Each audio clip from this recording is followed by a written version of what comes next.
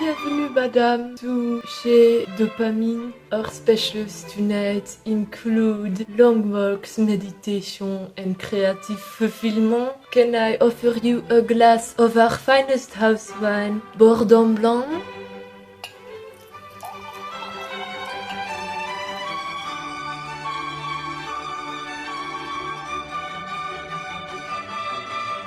Ah, mais it is an acquired taste.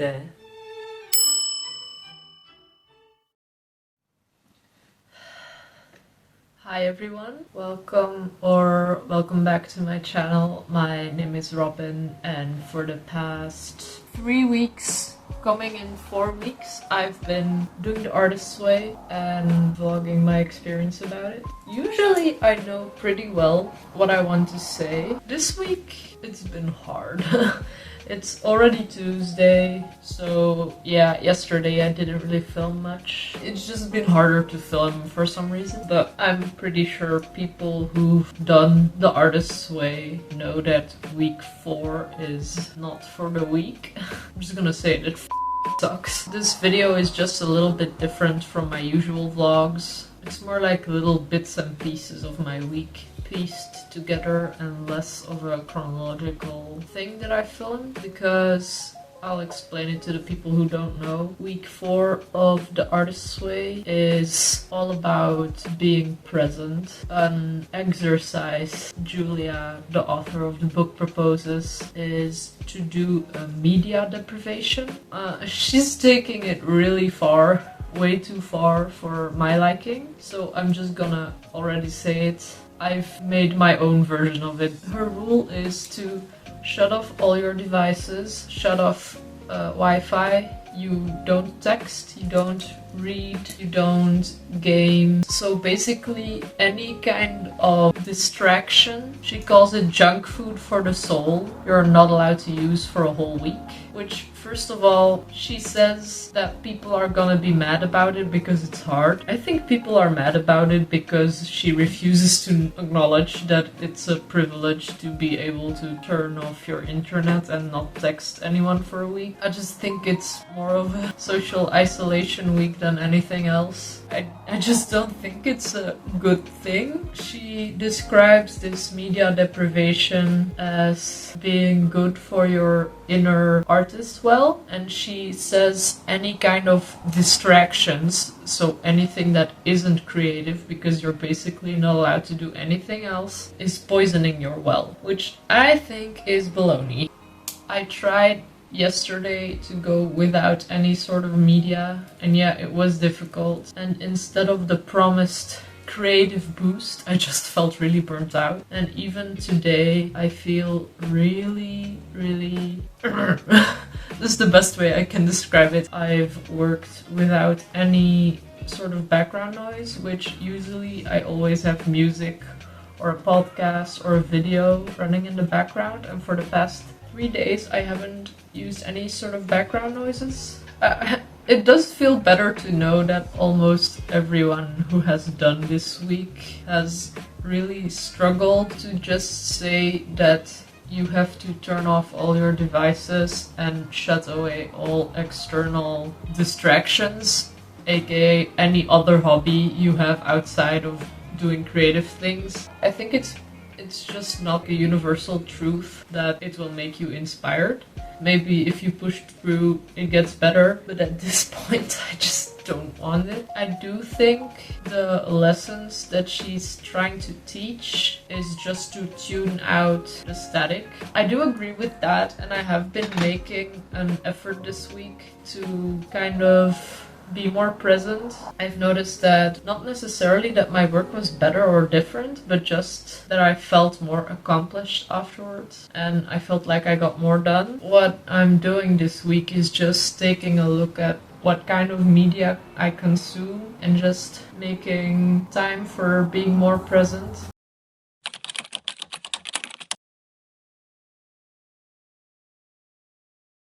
I used to open my door to pretty much anyone who was trying to look for a place to feel safe, but I made my whole world safer for everyone but me.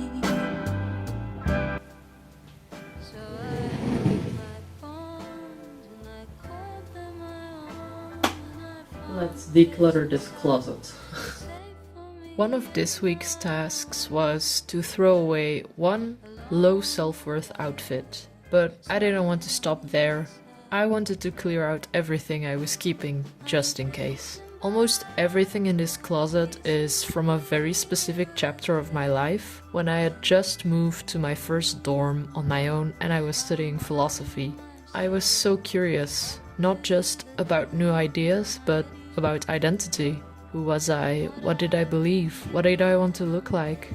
I went through this really experimental phase with my clothing. I mixed prints, I layered textures, I tried aesthetics like they were costumes, and it was fun. And honestly, it helped me feel brave at a time when I didn't always feel that way inside. But now, years later, I start noticing what I actually reach for naturally. The clothing I live in without thinking, and the contrast is kinda wild. It's like I was dressing a character I thought I should be instead of just being myself. And as I pulled these old outfits out, I felt a weird mix of nostalgia but also relief. These clothes were perfect for back then, but they're not really me anymore, and that's okay. I do think there's something kind of sacred about acknowledging who you were, but still choosing to move on. Not with guilt or shame, but with gratitude. Letting go becomes less about loss and more about alignment. So yeah, it is just a closet clean out, but it's also me making space for who I am now and who I'm still becoming.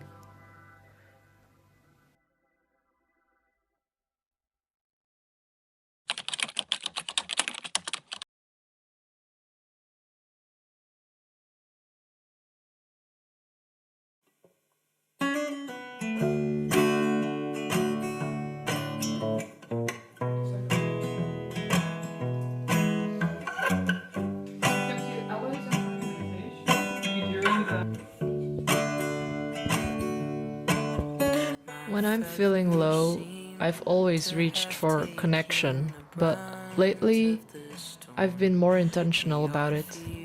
Instead of chasing something new or surface level, I've started deepening the relationships that already nourish me. If you walked into the room while me and my friends were hanging out, you might have said, "Oh, well, they're not really doing anything," and you'd be half right. But also, we're playing Dungeons and Dragons, which means we're literally living in this epic universe that my friend put together for us. And sure, we're in sweatpants and eating snacks, but we're also slaying fish and bugs and solving mysteries about secret magic artifacts and building a shared mythology, one laugh and one weird voice at a time. And it just struck me how lucky I am to have people I can do nothing and everything with at the same time. And yeah, these friendships are just everything to me.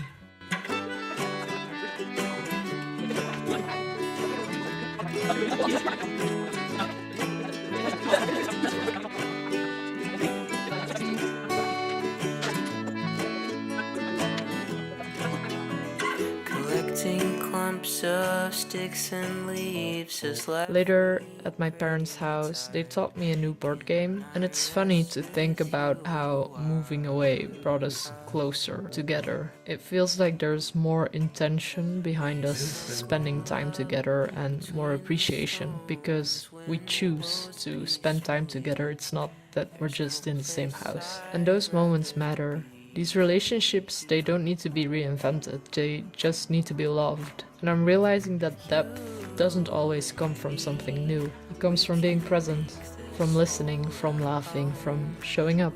These aren't just good memories, they're reminders of how full life already is when I take the time to really see it.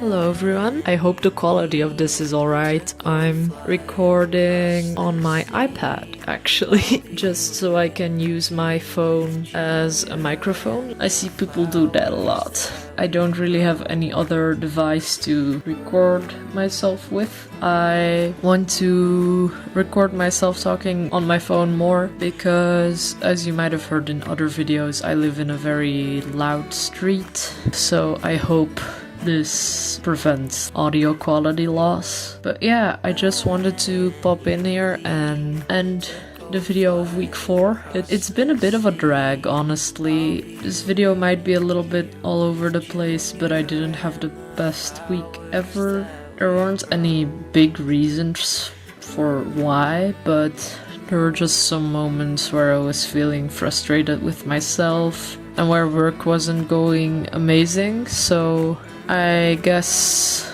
this video is a very embellished version of how my week was. It's kind of little bits and bobs of my experience put together.